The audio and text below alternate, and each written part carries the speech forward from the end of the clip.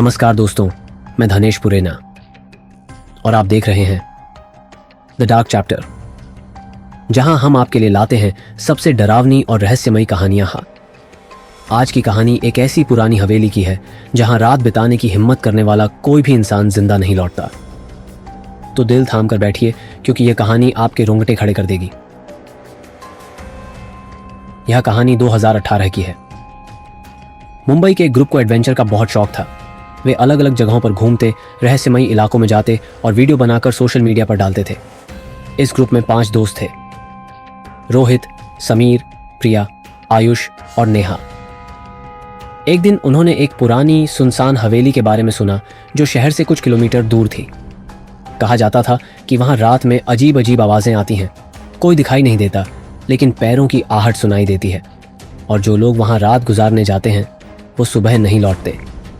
इन दोस्तों ने इसे एक मजाक समझा और तय किया कि वे वहां जाकर पूरी रात बिताएंगे और इसका सच सबके सामने लाएंगे। शाम के 7 बजे ग्रुप हवेली पहुंचा। हवेली बेहद पुरानी थी।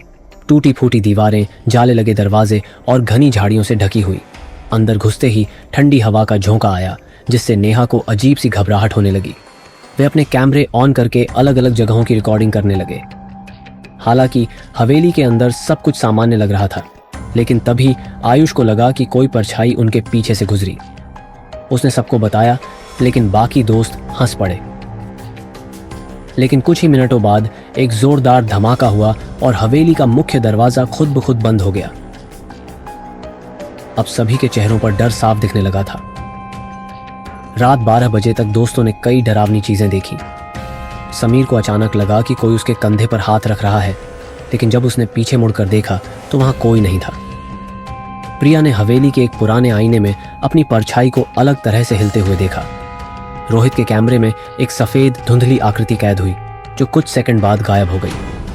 अब सब डर गए थे और हवेली से बाहर निकलने की कोशिश करने लगे, लेकिन दरवाजे अपने आप लॉक हो चुके थे। तभी हवेली के अंदर से किसी औरत की चीखने की आवाज आई। नेहा ने जोर से चिल्लाकर कहा, हमें यहां से निकलना होगा। वे जैसे ही दूसरी मंजिल पर पहुंचे, उन्हें वहां एक पुराना झूला दिखा जो बिना किसी हवा के अपने आप हिल रहा था। और फिर एक लड़की की सफेद साड़ी पहने परछाई पर वहां प्रकट हुई। उसका चेहरा नहीं दिख रहा था, लेकिन उसकी आंखें आग की तरह जल रही थीं। आयुष डर के मारे बेहोश हो गया। रोहित और समीर ने उसे उठाया और भागने लगे। जैसे तैसे वे नीचे आए और अचानक दरवाजा खुद ब खुद खुल गया। वे सभी बाहर भागे और कार में बैठकर पूरी ताकत से वहां से निकल गए। इस घटना के बाद आयुष कई दिनों तक बीमार रहा और कुछ महीनों बाद किसी अनजान हादसे में उसकी मौत हो गई।